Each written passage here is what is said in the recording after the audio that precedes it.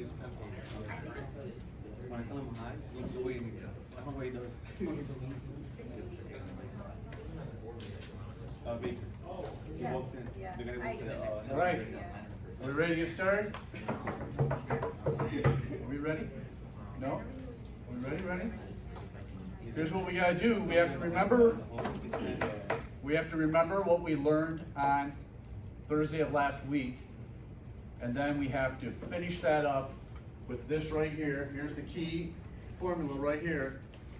And then we have to learn the hard part of today. This is the only part that's hard, right here, this Excel equation. All right? And then we've got a couple other little things, and then we have an in-class assignment. And that's it, our last lecture. This is the end. Don't forget your exams are 11:30, a week from today. 11:30, not 11, 11:30. Come early if you want. I'll be here. You want to make sure you get to your assigned seat and download everything off Canvas that you think you're going to need. As far as the instructions on the final exam, same as quiz 1, same as quiz 2, anything off Canvas, but you cannot use your quiz 1 or quiz 2. Don't take pictures of it and put it up.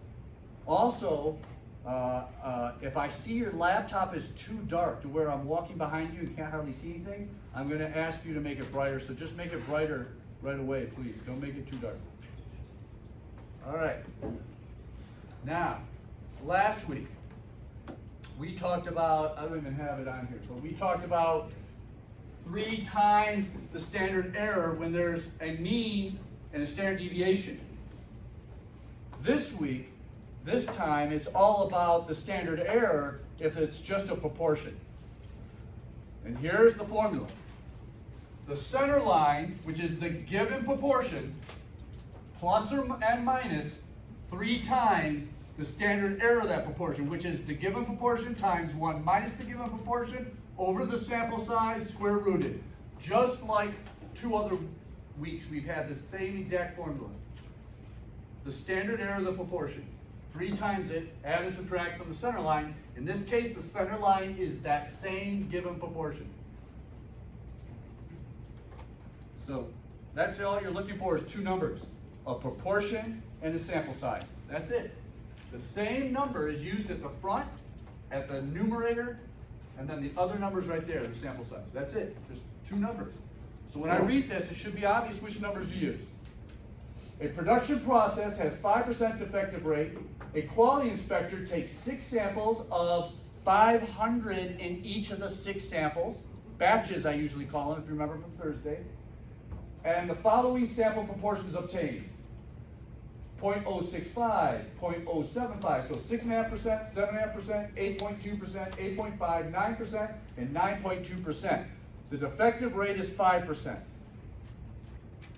Look at the formula. Look how it's plugged in here. 5% is our center line. That's that first number. Plus or minus. You've got to take this whole right side and calculate it before you add and subtract. Let me repeat that. You got to take 3 times this whole standard error of the proportion before you add and subtract. That's your last step. Adding and subtracting is the last step. Order of operations. If you add and subtract before making it the last step, you will not get the right. So you have 5% in the front, 5% at the top, 1 minus 5% at the top, and then the sample size is 500. It's not 6. It's not how many batches. Remember that. This is always someone gets this wrong on the final exam, which is a big hint that you know something's going to be on the final exam where you're giving me the upper and lower control limits. Without a doubt, that's on the final exam. The upper and lower control limit. And somebody's going to accidentally use 6 for the sample size.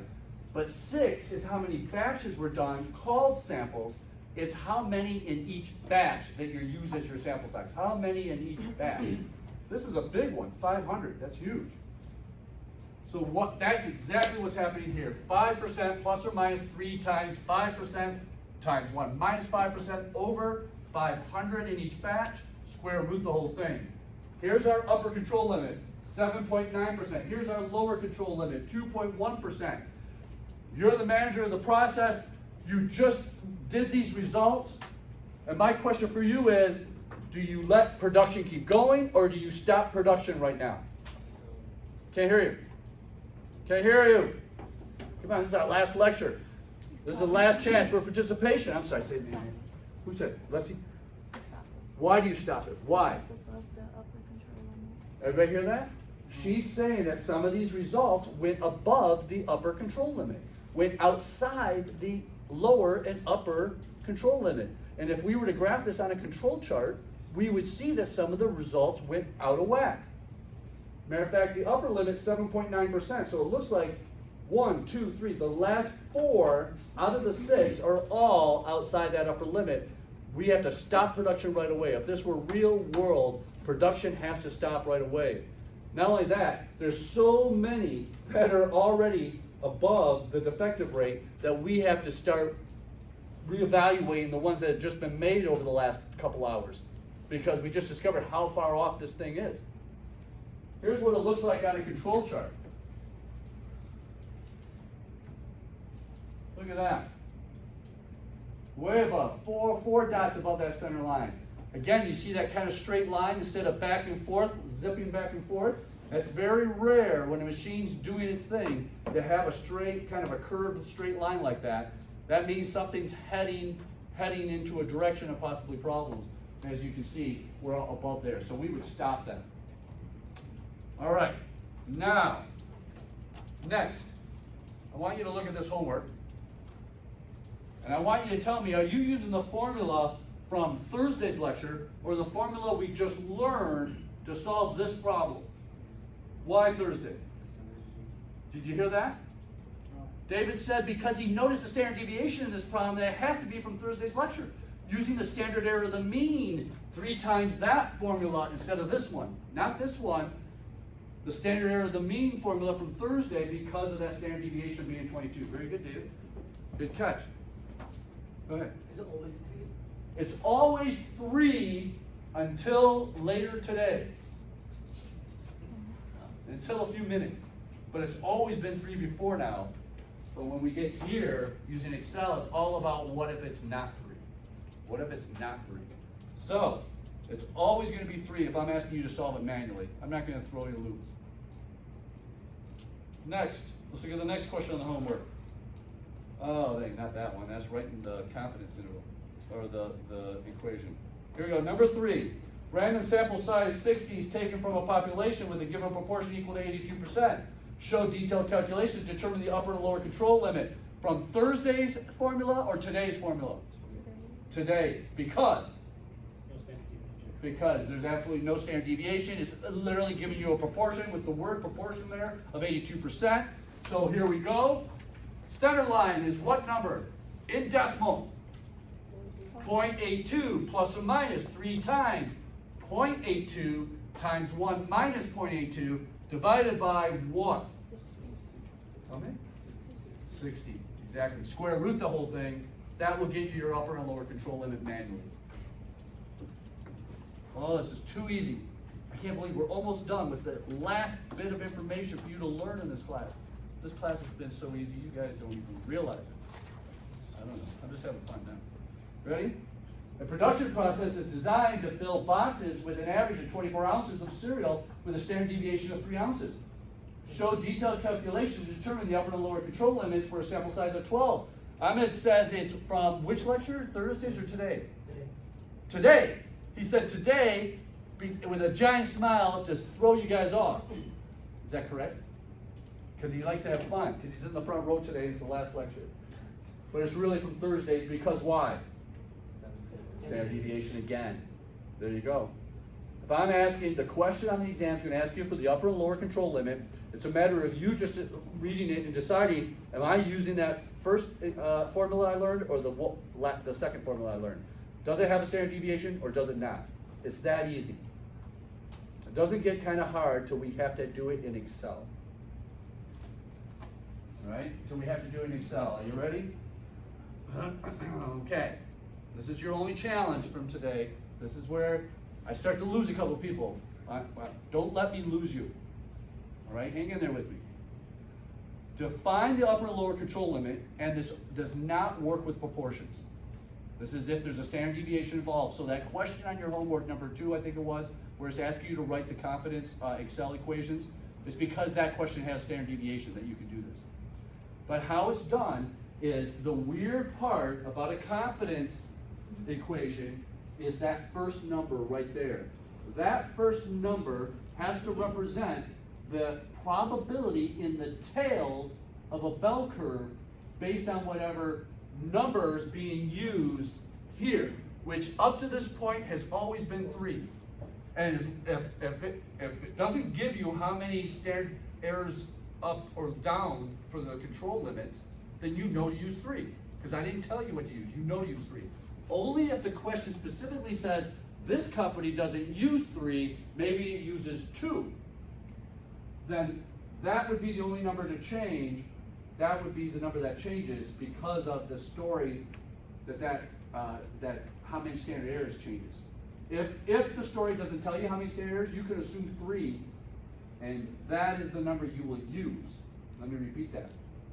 Because on your homework, it doesn't specify that it's anything other than normal, so that means you're going to use 3 standard errors, which means that first number in your parentheses for that answer is going to be 0.0027.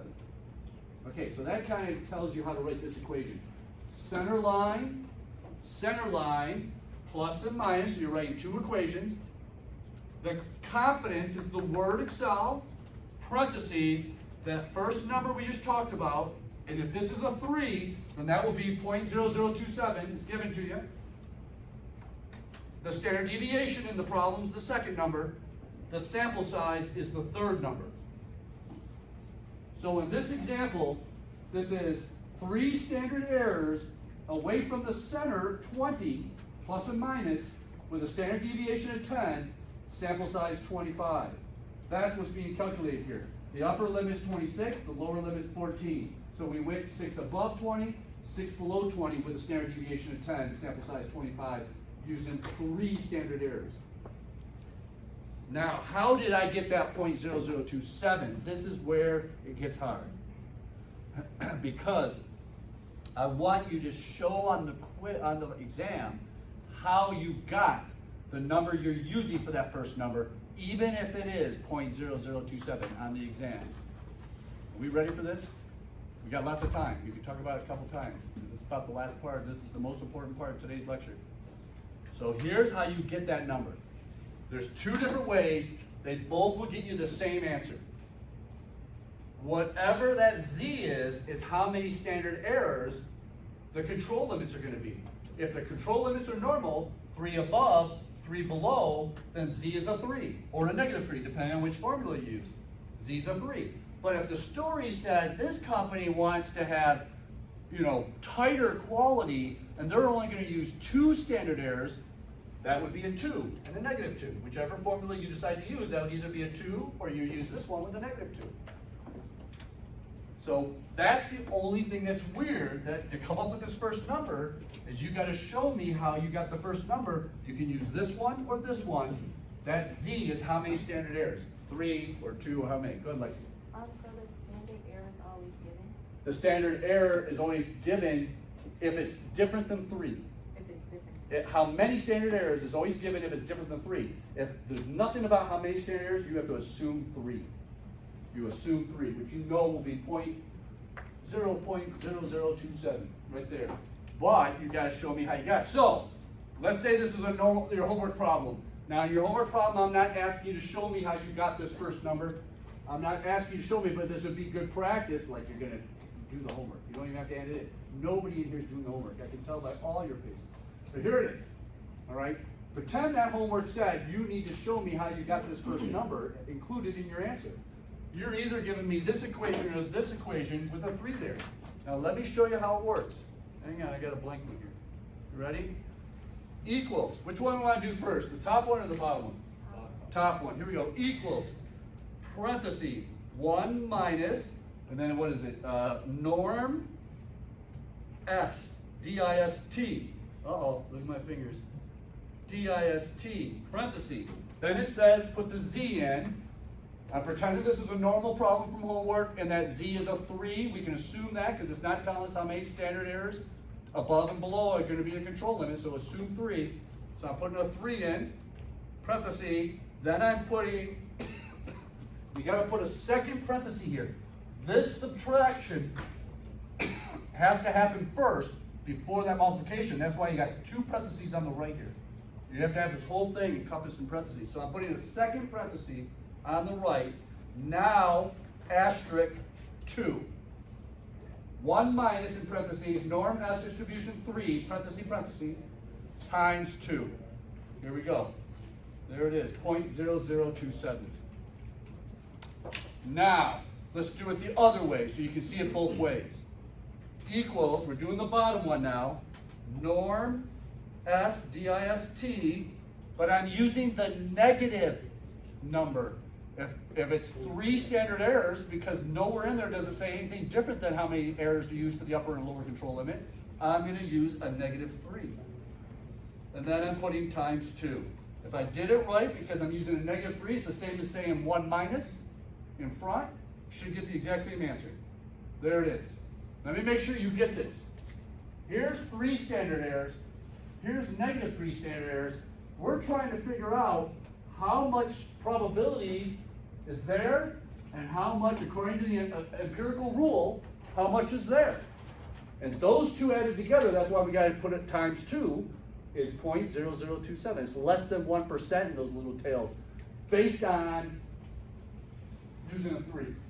And that's what that first number is. It has to represent how many standard errors you want to be from the center line by putting the probability of that many errors in the tails together.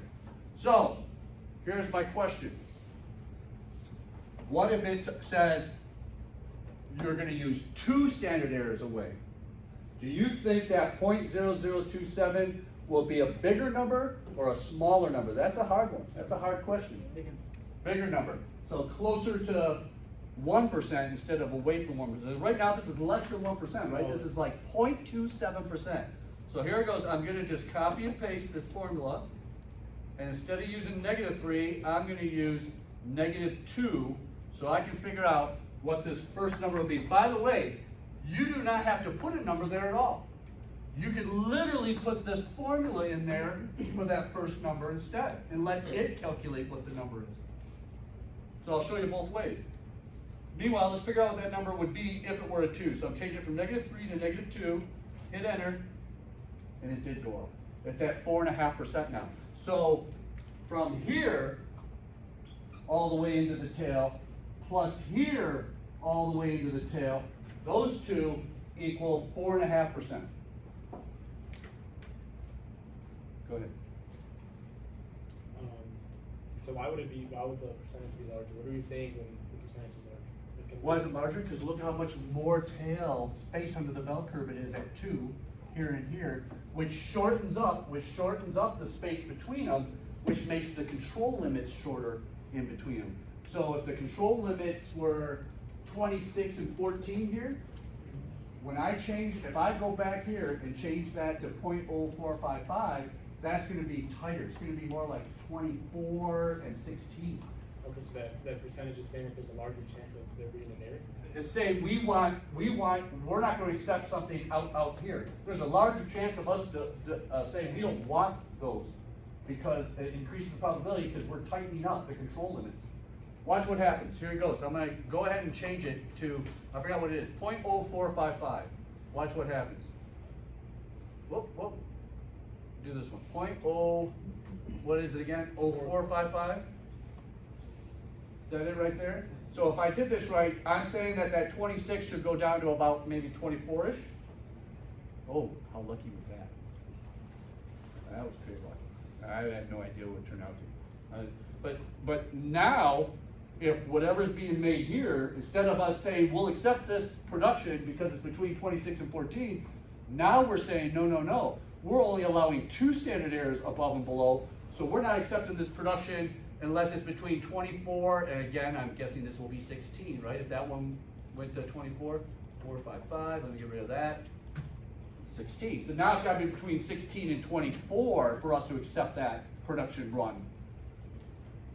So where are we gonna use the mean? Oh, the mean is the center line. The mean is the center line. See in the front? So this center line is the mean. This is from Thursday's formula. Confidence is the word of the word itself. That's how many 3 or 2, whatever number that is, represents here. I want to show you this whole formula in action now. Let's do the same problem right here, but instead of putting 0.0455 here, I'm going to put this whole formula with a 2.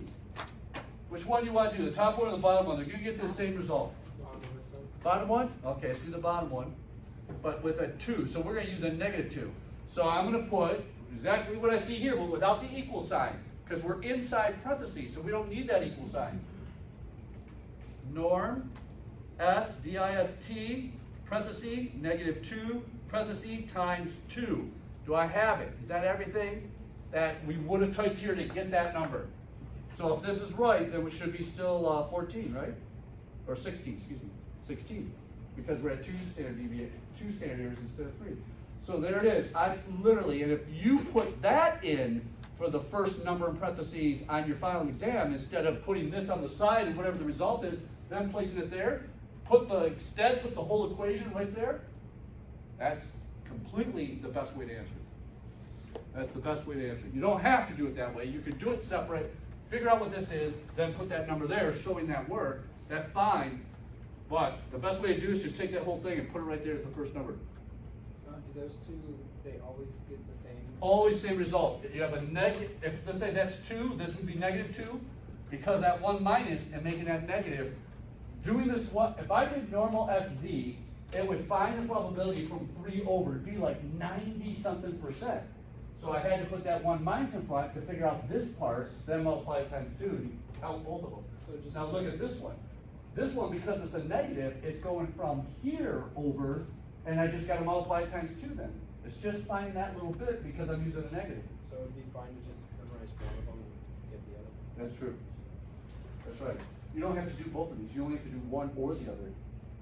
They're gonna get you the exact same answer. There's no difference between those 2 answers. You're just what you're entering is different, that's all. So it's up to you which one you want to use. They get you the exact same answer. Can we use confidence? Do we want, matter of fact, go ahead, I'm sorry, Leslie. Why is it times 2 and not? Times 2 because that first number to use the confidence Excel function has to have the area underneath both of these. This formula only gets to the area under one of them, so we gotta multiply times 2 to figure out the area for both. Because you gotta add both areas together on, when you have control limits, it's all about the center area, so you gotta figure out the 2 tails for this equation. But I wanna make sure you get this. If I put if I said, this company is so concerned with quality, that they want to use only 1 standard error above and below. This exact company here. What is going to happen? I'm going to go over here. I'm going to switch this to 1 standard. Oh, no, it doesn't matter. 1 standard error instead of 2. What do you think that number will be? And then what will that number be? You're saying this will go back up to 26. No, 22 and 18. Maybe 22 and 18. It would be that much closer, you think. And because this went 2, when I went from 3 standard errors to 2 standard errors, it went 2. You're saying 1 more standard error could be consistent and possibly go 2 more. And that makes sense. I think I'd make that same guess. Let's see if it's true though.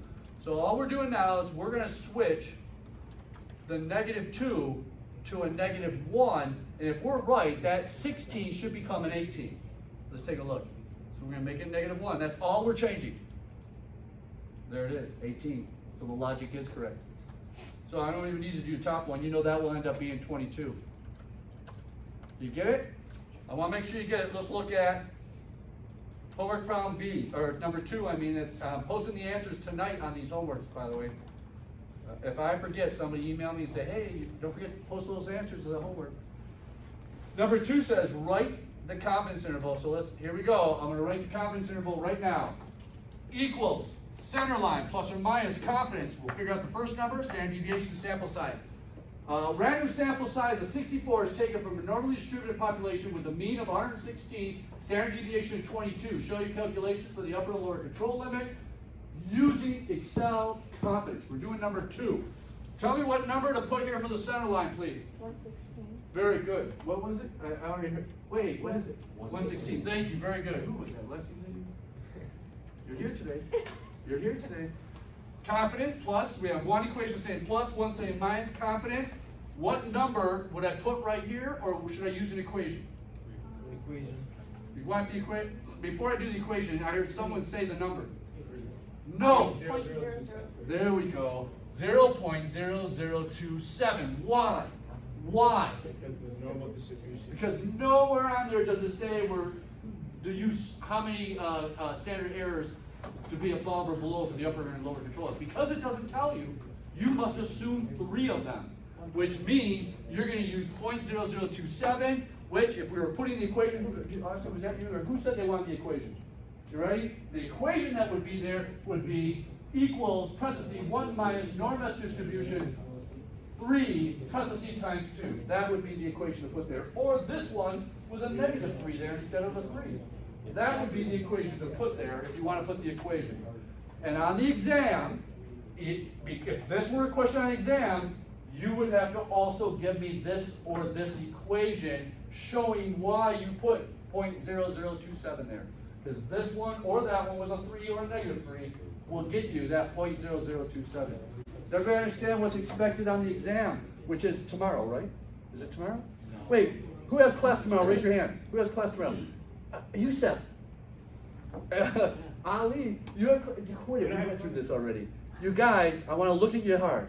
You have no class tomorrow. Let me help you out. Save the gas. You have no class tomorrow. Are you sure? Does anybody have class tomorrow? No. Tomorrow's an official study day. This is your last day of classes for the semester. Please believe me. Finals start in 2 days. Tomorrow is study day, which means you sleep in. You sleep until you can't sleep anymore. You sleep until your dreams are so horrible you should have woke up an hour ago. That's how hard you sleep tomorrow. I was so shocked to see snow when I woke up this morning. Do you know how warm it was over the weekend? I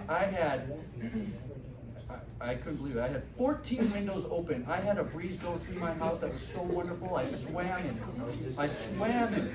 It was so nice. That is heaven. The first day you can open up all your windows is heaven. I didn't open all of them. All right. You ready? Where are we at? Are we at this? Are we good? Everybody good? Are we good? Are we ready for a list? What? Oh, wait. I don't know what Leslie's at. I have no idea. I'm ignoring her on purpose. But I'm jumping to this. She doesn't mind. It's the last day. She doesn't care. Also, I want to thank all of you. This is only the second time in 33 years that every single student from every class filled out the evaluation. So thank you very much. I appreciate it. Only the second time ever that's happened. And the first time was only because there was maybe like 23 students. And there's 65, and you all did it. Thank you. We want you to Thank teach you. dance too. Please. That's the only way I can get him to stay at this college. He's leaving if I don't. Yeah, I want you. That's what I wrote. Thank you, I appreciate that. Like they're gonna read it. You know, but I do appreciate it. All right, here we go. I want you to tell me what kind of problem. This looks just like a problem on the final, but you don't know what it is. And if you don't know what it is, you will not pass this class. That's the whole thing you've got to prepare for. You're gonna see problems you haven't seen in weeks. And if you don't recognize what kind of problem it is, you start solving it with some other formula. You start solving it with some other formula instead of what you should be solving it, you just ruined your exam. If there's anything you should prepare for is what kind of problem do I have in front of me? That's to make sure you get as many points as possible. That's the key. Recognize the problem. A customer service department receives incoming calls at a mean of 7 minutes between each during working hours. What's the probability the customer service department receives an incoming call in 6 minutes or less? What kind of problem? I hear Poisson, I hear Poisson, I hear Poisson, and you're all wrong. What class are you in? What class is this? Is this being recorded? This is so embarrassing, I gotta edit it out. Are you kidding me? I'm sorry, hit me. Exponential, Stephen, number 2, thank you. I'm glad you're not sitting there. I'd spit all over you right now. So I just can't believe this is happening. I feel like I just failed this whole semester. I failed. Oh my God. Do not. Look how sweaty, I'm so upset. Oh. I just can't believe it. Listen, do not judge a problem based on the mean description. Forget about how the mean is described. Base it on what the probability is being asked for. This probability is asking you about an interval, between calls coming in, I think. Is it calls coming in? An interval. That's how you know it's exponential. Now, Louis has an excuse, he's never here. So he has an excuse. You two, Lexi's never here either. Yeah. But you, what's your excuse? Luckily you're leaving. Go to some other college, you can't represent us. But that answer, I'm sorry. I was giving him an extra hard time. I gotta edit that out too now. You ready? Customers arrive at a local credit union at a rate of 5 per half hour during the afternoon hours. Show detailed work to calculate the probability that 3 customers will arrive during the afternoon hours in a 30-minute interval. I felt you. You didn't even have to say it. Go ahead, anybody back there? Seriously, you're afraid to say now? Is that what's going on? This is the exam, you can't be afraid. What is it? Are you sure? Yeah. Wait, no, they're both about time. What? Wasn't the last one? Want me to read it again? Ready? Wasn't the last one has 6 Show hours? detailed work to calculate the probability that 3 customers will arrive during the 30-minute interval. Where's the time? There we go. All right, we're all together. It was asking you about how many of the events or whatever was taking place over an interval. That's how you know it's Poisson. You guys, that's what you got to prepare for. You got to say, you haven't seen a uniform distribution question. You haven't seen a binomial question in weeks, months, maybe a couple of months even. And you're going to have these all on the final exam. Those are the most important parts from the class. You know they're on the final exam. So if you prepare anything, it's recognizing every single problem. Grab some, print out some of the homework answers. No, not the answers, the questions without the answers. Cut them up, mix them up, pull it out, and see if you can recognize it. See if you recognize whether it's Poisson, or if it's exponential, or if it's normal, and which normal equation you should use.